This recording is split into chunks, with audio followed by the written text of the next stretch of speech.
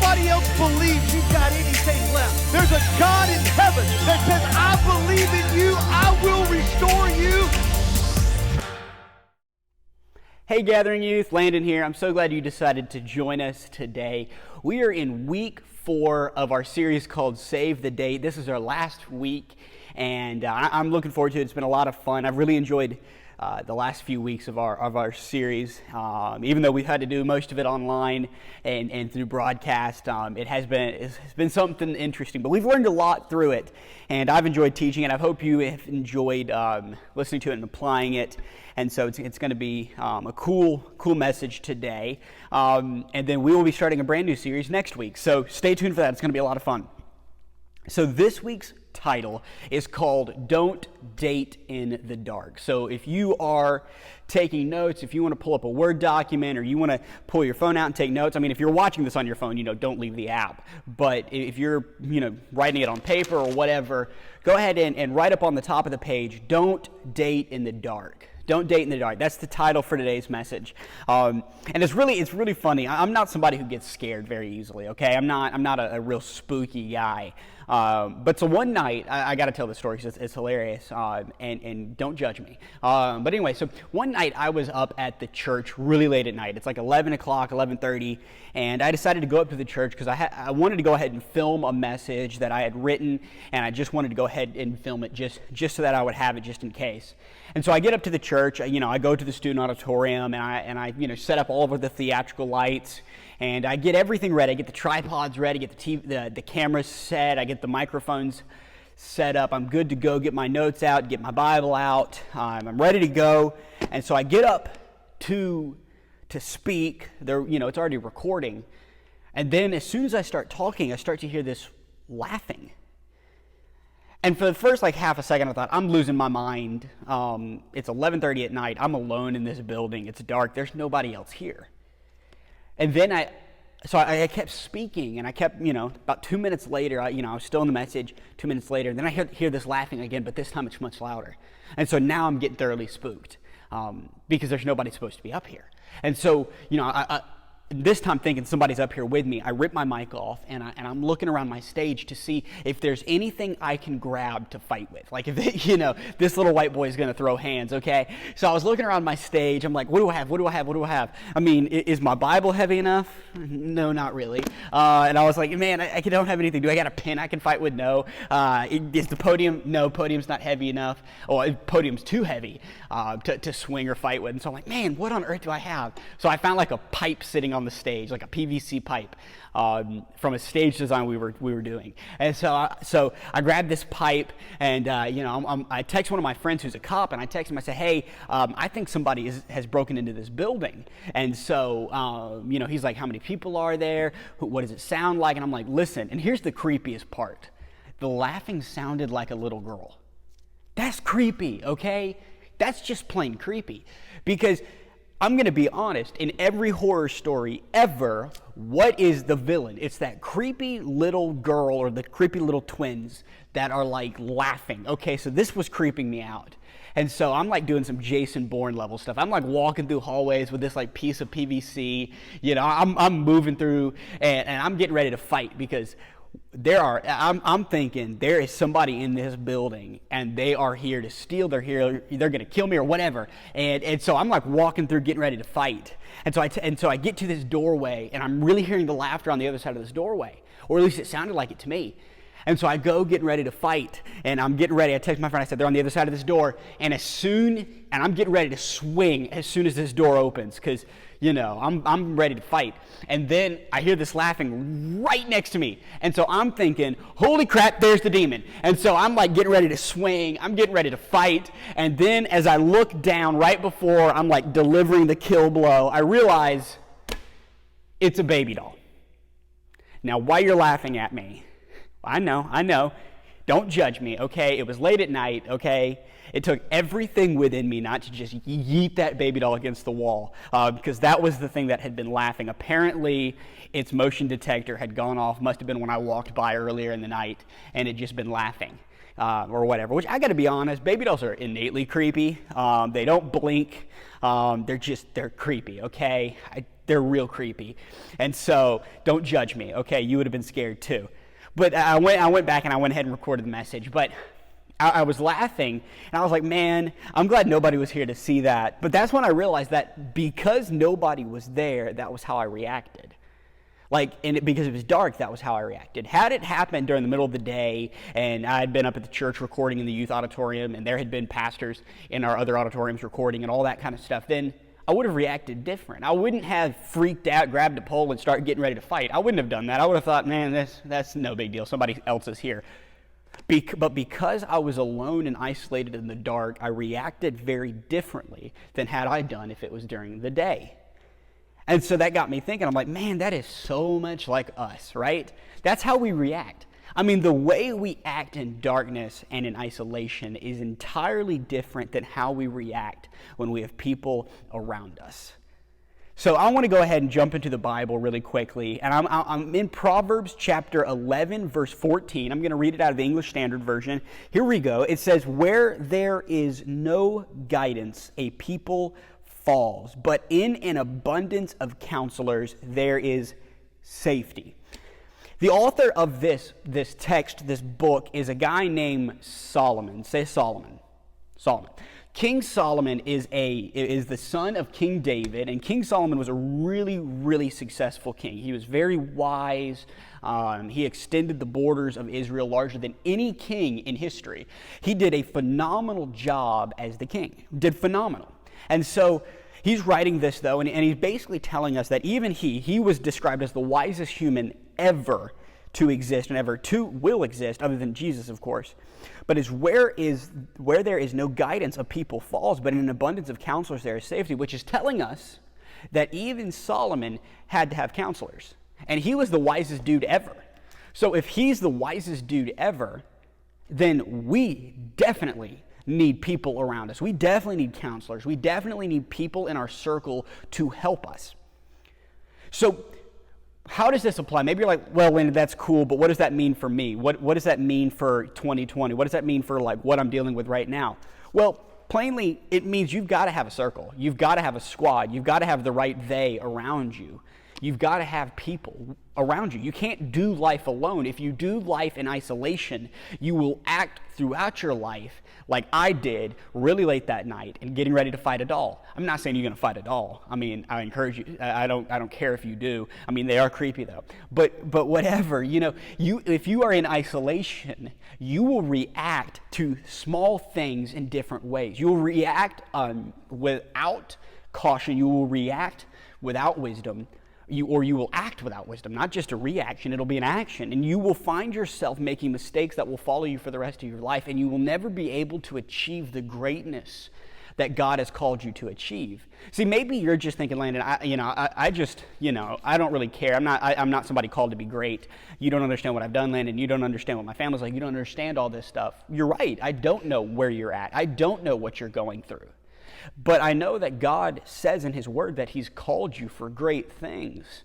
And you were born for such a time as this. That whatever you're going through, God knows, and He still calls you. He still knows what you're going through, and He still calls you to greatness. God has a plan for you, a specific plan. Something for you as an individual to achieve the greatness that you have been born to achieve. But you'll never be able to achieve that in isolation. And so how does this, maybe you're like, okay, Landon, well, how does this work with dating? You said don't date in the dark. That's right. Don't date in the dark. Don't date in isolation. I don't mean don't date yourself. What I'm talking about is don't date in isolation. When you're dating, you need to have a council of people around you that are not your girlfriend or your boyfriend. That's awesome. And if they're wise, that's great, but you need to have more than just them. You need to have people in your circle. And so here's how to apply that, because I get it. It can be awkward. I get it. Because maybe you're like, well, Landon, it doesn't matter. It's just about us. Well, that's not what we see in the Bible, and that's how you set yourself up for failure, toxic relationships, and relationships that will fall. Because I promise you this, if you have a relationship and you leave that relationship in isolation and you don't get wise counsel around you, it will crash and burn. It will never be what it could have been, and it will fail. I promise you, 100% it will fail. Promise, 100%. You will never have as successful of a relationship as you could if you had wise counsel around you. And don't let the awkward keep the success out. What do I mean by that? Don't let it being awkward at first to get counsel in your relationships. Don't let the awkward keep you from success. Don't let awkward keep you from achievement. Don't let it happen. So here's how you apply this, okay? Number one, who are you honest with? Who are you honest with? Think through your head, who are you truly honest with? Who are you honest with? Are you honest with because that's your circle. If you think of the people you are 100% honest with, that's your circle. That's it. So if you're like, well, Landon, I'm not honest with anybody, that's not good, because you got to have people you're honest with. Like, are you honest with yourself? Are you honest with God? I mean, you kind of have to be honest with God, because there's a principle that we know that says God is omniscient, which means God is all-knowing. So you can't lie to God. You can lie to yourself, but you can't lie to God. That's how you get yourself in a buttload of trouble, because you're lying to yourself, and you think you're lying to God, but you're not lying to God, because He knows. He knows what you're lying about. He still loves you, but He knows that you're lying. He knows the truth. He knows every thought you've ever had, every action you've ever done, every thought you could have had or might have had. He knows it in its entirety. He knows it all. He still chose you, which shows you how graceful and merciful He is. He still called us, even knowing all the bad thoughts, all the bad actions we've done, ever done, or could have done. He still called us. He still saved us. He still forgave us. That shows how awesome He is. But it also shows that we can't lie to Him. So, but other than God and yourself, because you got to be honest with yourself, but who are you honest with? Because that's the beginnings of your circle. If you're just honest with the person you're dating, you are in a buttload of trouble. Trust me, it's going to fail, because you've got to be absolutely honest with more than one person. You've got to have wise counsel. And so number two, how do I find these people? Number two, how do I find these people? Well, that's pretty simple. Get involved in church. I'm going to explain that a little bit more, because the best way to find these people that you can be totally and absolutely honest with are in church. Because here's some criteria you need to have for your circle, your people that you trust, the people you are absolutely honest with. One, you should have people you are absolutely honest with that are farther ahead of you. So for instance, I have a squad of guys that are some are my age, some are a little bit older, some are a little bit younger. But the ones that are older than me are farther ahead in my life. They are pastors. That have been in the ministry for longer than me. They're already married, or they already have kids, and they're a few years ahead of me. They've got wise counsel in my life. And so these are the people, they're farther ahead in their relationships with God. They're farther ahead in their degrees. They're farther ahead in their graduate studies. They're farther ahead in their relationships. They're farther ahead. And so they can speak to wisdom, to stages and mistakes that I have not yet made, to prevent me from making the same mistakes. So how do you find those people? In the church. That's how you find them. They're very simple. If you look in your G group, next time you're in G group, look around and think, man, any of these people, any of these leaders could be in my circle.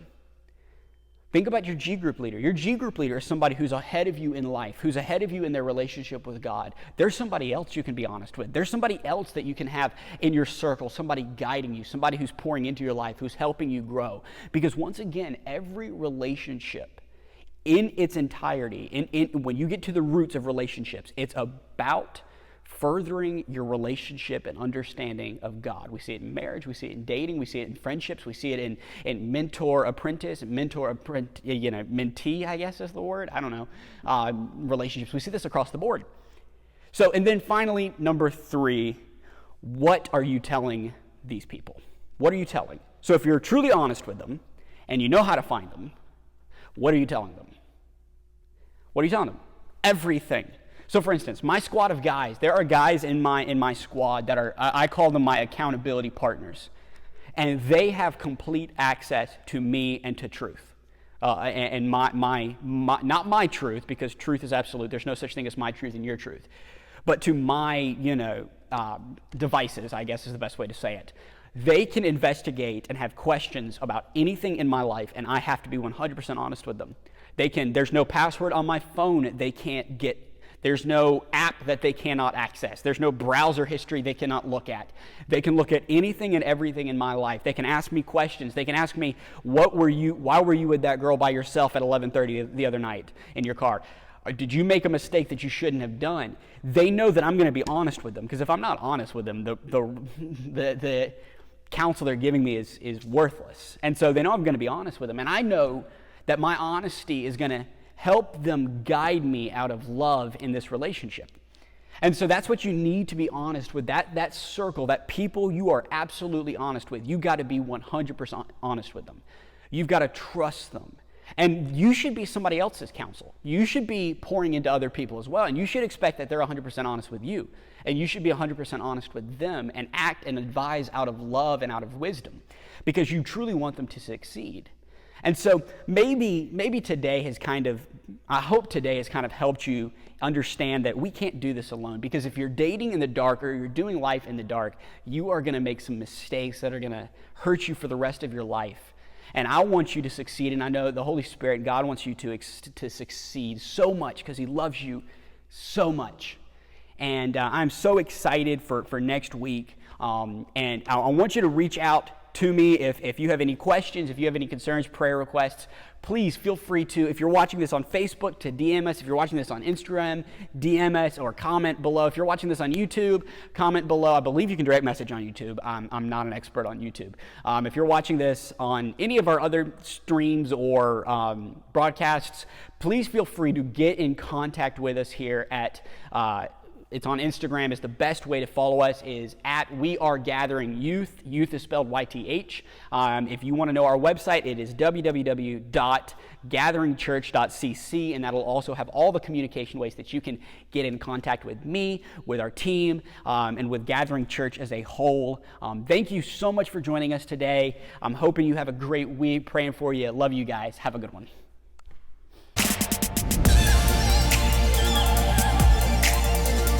When nobody else believes you've got anything left, there's a God in heaven that says, I believe in you, I